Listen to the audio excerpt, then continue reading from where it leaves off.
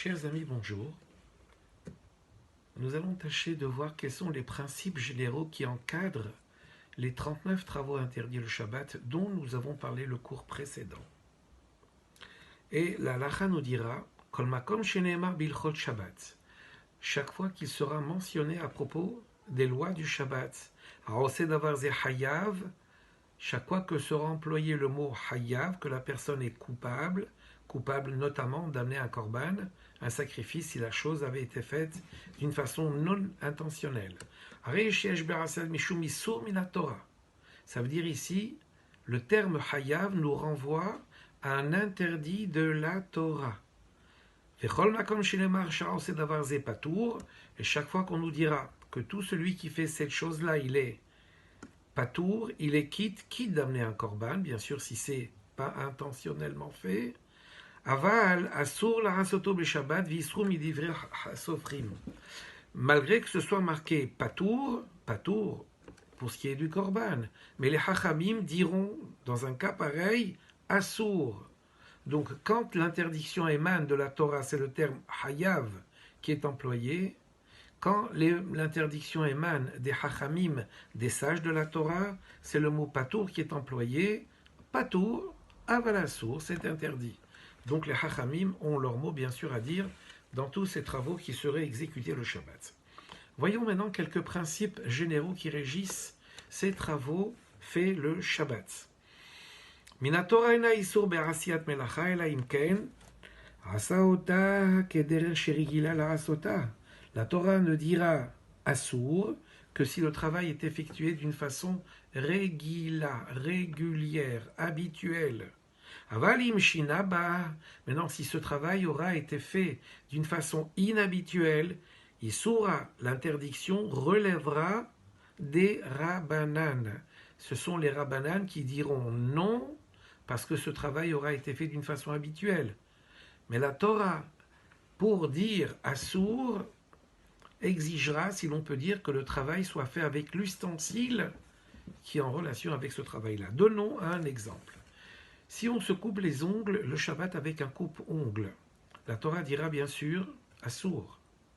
Maintenant, si on coupe ses ongles avec ses dents, alors les Hachamim diront quand même Assour, parce que la Torah n'est pas intervenue ici, parce qu'il y a eu un changement dans la façon de faire la Melacha, c'est plus une Melacha Regila. Un second tnaï, une seconde condition, un second principe. À Kavala, Barasiat Amelacha. Qu'en est-il maintenant de l'intention que l'on met à faire tel ou tel travail le Shabbat? Rappelons bien sûr que c'est interdit, mais nous cherchons à définir si l'interdiction relève de la Torah elle-même ou si l'interdiction relève des Rabbanan. Voyons ici.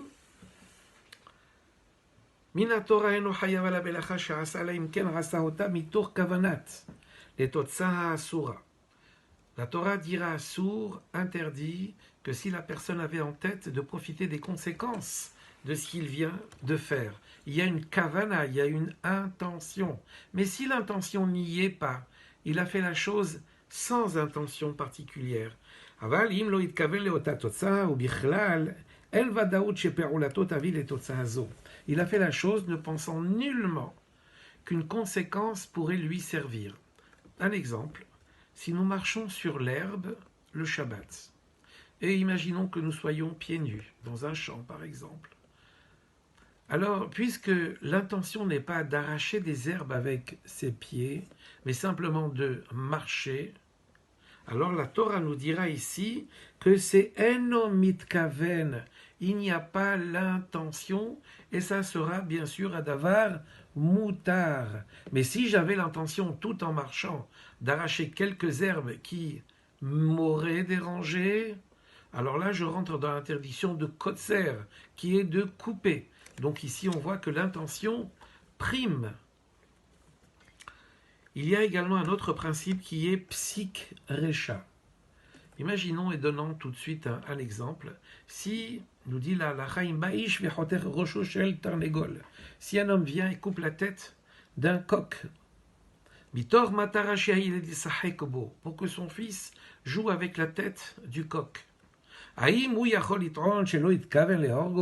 Est-ce qu'il peut dire qu'il n'avait pas eu l'intention de tuer ce coq-là? C'est évident qu'en lui coupant la tête, il va tuer le coq. Et donc ici, ça s'appelle psikreché. Il y a une conséquence néfaste pour le coq, bien sûr, pour lui avoir coupé la tête. Eh bien ça, c'est assourd, parce qu'on savait pertinemment qu'en lui coupant la tête, eh bien on le tuerait. Ça, c'est interdit, bien sûr, le Shabbat. Rapidement, un dernier principe. Un travail sera considéré comme un travail si, quand on le fait, on a l'intention d'apporter un tikkun, une réparation, d'arranger quelque chose. Mais si c'est les matarat qu'il coule, si on fait le même travail, mais pour abîmer, alors dans ce cas-là, la Torah dira, ce monsieur qui a fait cette chose-là, mais pour détruire simplement, elle dira patour avalassour, bien sûr, toujours. Il est quitte, mais ce sera interdit. Ce sont les hachamim qui diront non, on ne fait pas une chose pareille, même si c'est pas pour apparaître, mais c'est pour abîmer le Shabbat, on ne fait pas une chose pareille. Bonne soirée.